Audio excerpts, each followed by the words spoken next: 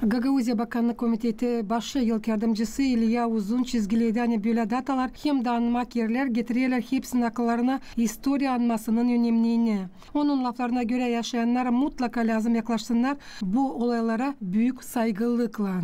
Мемориал вновь открыт для жителей и гостей нашей столицы. Büyün anmak taşı gene açıldı bizim Komrat kasabasının yaşayanları için hem de misafirleri için. 1975 yıldan burada yapılmadılar diğerinden düzmek işleri da büyün. Onlarla yıl geçtikçe bu anılmış anmak köşesi yenilendi. Этот священный уголок нашей памяти обрел новое дыхание. Гагаузия Bakanlık Komiteti Başı Yardımcısı Viktor Petrov nişanladan pek önemli görme barabar için çıkışlarını. Сегодня очень важная дата для нашего города, для нашего народа.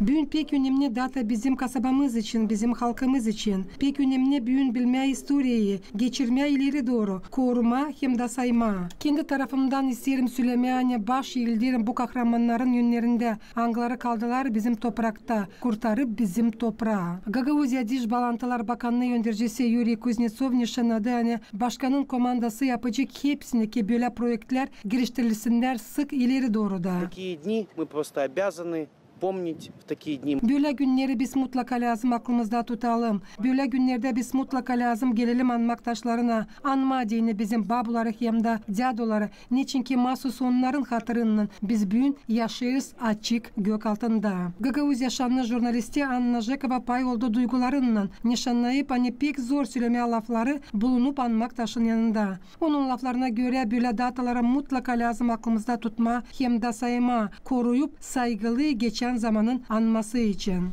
Невозможно описать чувства, которые я испытываю, когда прихожу на мемориал. Я всегда помню слова. Yok nasıl açıklama duyguları, anıları benim içimden geçerler. Açan ben burayı geliyorum. Ben her zaman aklımda tutarım kurtarıcıların laflarını, anıları bize geldiler hem de onların kısımlarını. Onlar her zaman yalvararlar bir iş için. Ne kadar da yıl geçmesin ki o zaman da açan biz olmayacağız. Bu dünyada gelmem ayın 9'unda hem de Ağustos'un 23'ünde da başvurma onlar için. Ben bugün pek sevinirim. Hani anmak taşı yenilendi. Hani biz hepsimiz haberledik hani biz buradayız. Biz tutarız onları aklımızda. Kim verdi kendi canlarını baş eğildiriz onlara.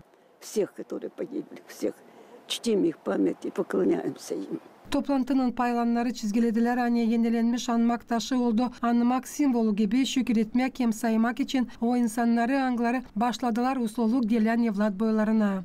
Polina Barbova, Oleg Lotka, Polina Slavova, Grigoriy Stavilov, Alexey Gerchu, GRT Haberler.